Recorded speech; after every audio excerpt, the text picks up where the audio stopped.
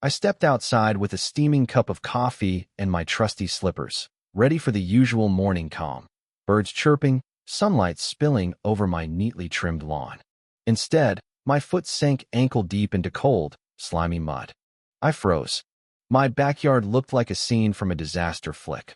Water pooling over my garden beds, the doghouse bobbing like a lifeboat, and my prized tulip patch drowning in what smelled suspiciously like raw sewage.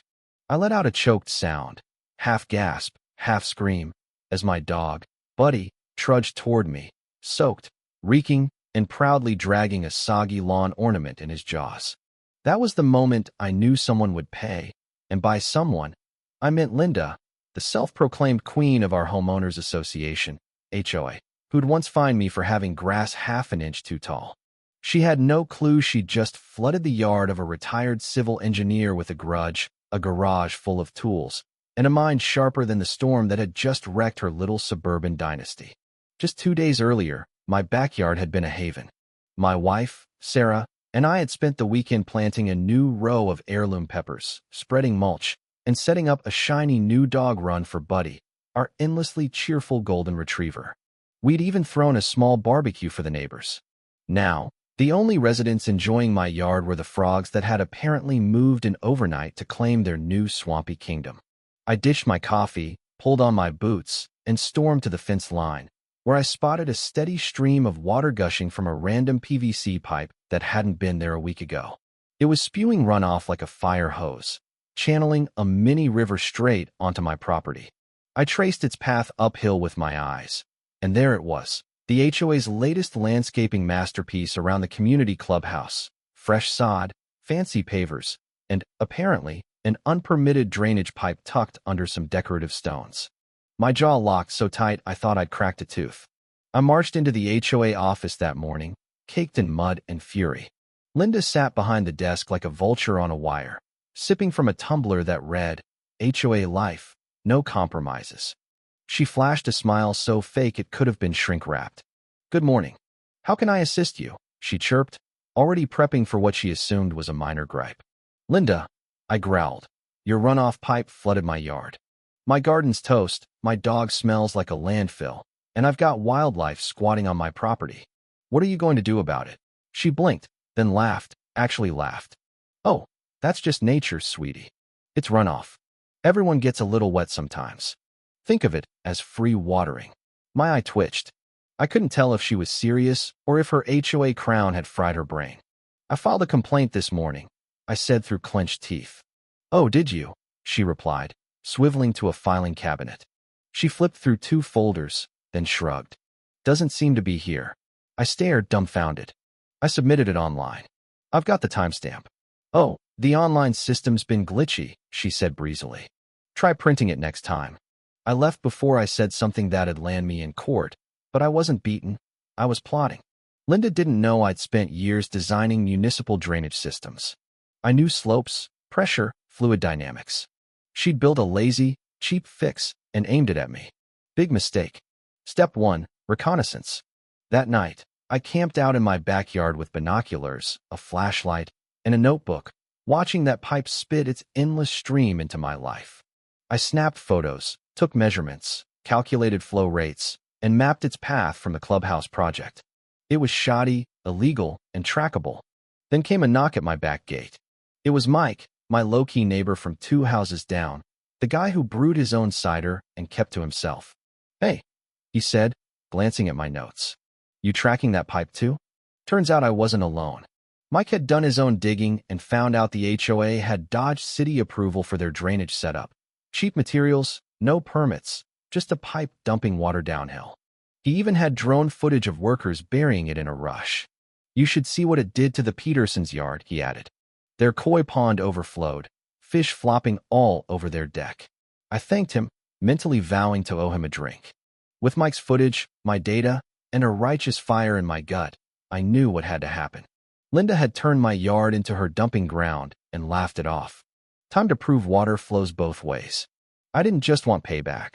I wanted precision-engineered, legally airtight vengeance. I hit my garage, dusted off my old drafting gear, spread out a fresh sheet of paper, and started sketching. Not just a fix, a mission. I'd redirect every drop of that runoff, and when I was done, Linda's pristine HOA pool was getting a makeover. I worked late into the night, the hum of my desk lamp fueling me. One thought kept me going. If they wanted to drown me out, let's see how they liked it when the tide turned. By sunrise, I stood in my garage with strong coffee and a blueprint. My workshop was a shrine to my engineering days, awards gathering dust, surveyor tape slung over a cabinet, tools enough to plumb a town. Retirement was supposed to mean quiet gardening weekends, but thanks to Linda and her HOA chaos, I had a new spark. I hadn't felt this alive in years. I began with a subtle grading line across my yard's lowest point to divert surface water, the visible part, a decoy if the HOA snooped. Below, I dug a trench linking to a stormwater capture system disguised as a garden shed. Inside, I ran heavy-duty pipes to a buried tank. From above, it looked like an overzealous composting setup. Underground, it was the start of my masterpiece. To keep tabs on the neighborhood, I unpacked a drone my nephew gave me last Christmas, still boxed in the closet. Soon, I had aerial views of the HOA grounds, exposing their slapdash drainage mess. I even caught landscapers tweaking the runoff channels behind the clubhouse. They knew it was failing, which made them sloppy but dangerous. To throw off suspicion, I added fake yard upgrades, a stone path hiding a pump intake, a raised planter concealing a valve. I slapped on labels like organic irrigation zone and wildflower restoration to ward off nosy neighbors with eco buzzwords. Linda wasn't fooled, though. It started with a cursive note on my door, signed the HOA board, code for Linda, warning that unpermitted structures may be subject to review. I trashed it. The next day, her cronies, Janet and Sue, the neighborhood's unofficial spy squad, rolled up with clipboards and smug grins while I weeded out front. Routine visual check, Janet chirped. Looks like you've been digging, Sue noted, peering over the fence like a nosy raccoon. Just improving drainage, I said, playing dumb. All kosher under Section 6.2 of the bylaws. Want a copy? They didn't bite, but I saw Sue scribble something, probably a snarky report. I waved them off cheerily as they shuffled away. I knew I'd need proof if Linda went legal, so I reviewed my drone footage. Jackpot. A night clip showed a maintenance guy unlocking a valve near the clubhouse, followed by a surge in my yard's water flow. The HOA wasn't just neglecting it. They were dumping more on me to ease pressure elsewhere. That was my ace. I applied for a city permit for my drainage upgrades, explaining the mess to a city engineer who chuckled and said, "Sounds like your HOA cheaped out." He greenlit it in 48 hours. I taped it in my window for Linda's crew to see. 2 days later, a city notice hit the HOA office door, warnings for illegal stormwater changes and potential fines. I'd sent the drone clips anonymously via the public complaint portal. Linda must have flipped. Retaliation came fast. Linda stormed my walkway like a suburban tornado, Janet and Sue in tow, her wide-brimmed hat flapping like a war banner. "We need to talk," she snapped, clutching a stack of HOA papers. "I'd invite you in, but you didn't book a slot," I said, nodding at my permit. Her nostrils flared. "You've created a hostile environment with your unauthorized surveillance." "Linda," I replied coolly, "you flooded my yard. I've got proof. I've followed every rule. Try anything, and I'll call the news. They love HOA scandals." She huffed, stormed off with her posse, likely to plot. But I had the permit, the footage, the plan, and the know-how. Soon, her precious pool would taste its own medicine. Over 2 days, I finished the reroute. The tank under my shed would release water through a pipe running under the fence, via an unused easement, into the clubhouse pool's filtration overflow. It was brilliant, untraceable, code-compliant, mimicking natural flow. Linda could call in the cavalry and find nothing wrong. With the system live, I stood in my dry yard, breathing easy. Buddy romped happily. Sarah flashed a thumbs up from the kitchen. Revenge wasn't just sweet, it was hydraulically perfect. Rain was due in 2 days, per the forecast. The HOA pool was in for a surprise. The storm hit on cue, a light drizzle at first, then a midnight deluge with thunder and torrents. I monitored it from my garage, tracking rainfall as my system kept my yard dry, funneling water toward the clubhouse. By morning, the skies cleared, my patio stayed pristine, and the fun began.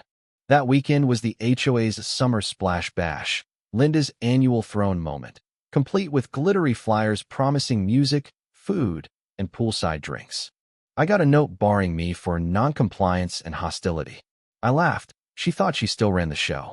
From my drone, I watched the pool sparkle at first, Linda greeting guests in her sun hat like a monarch. Then the water tinted green, storm runoff meeting chlorine. By noon, kids sneezed and scratched, a funky smell rose, and the pump groaned before clunking out. A toddler held up a worm, asking, "Is this a noodle?" Guests bailed fast. Linda blamed pollen, but when maintenance opened the filtration panel, it was clogged with silt and debris. The party died, and pics hit the neighborhood Facebook group, exploding online. The pool closed that night for environmental factors. I sipped tea on my dry deck, grinning. Linda didn't quit. Days later, my drone caught her pacing the clubhouse with workers, barking, "Find the source. Someone's sabotaging us." She was right. It wasn't natural, it was engineered. But my system was invisible, legal, and routed via an old, unlisted easement. Her crew was clueless. That night, Mike swung by with beer and news. Karen got served. Legal papers from residents alleging negligence and misuse of funds. We toasted. Justice tasted great, but I wasn't done. Linda's kingdom was cracking, and the real storm was still brewing.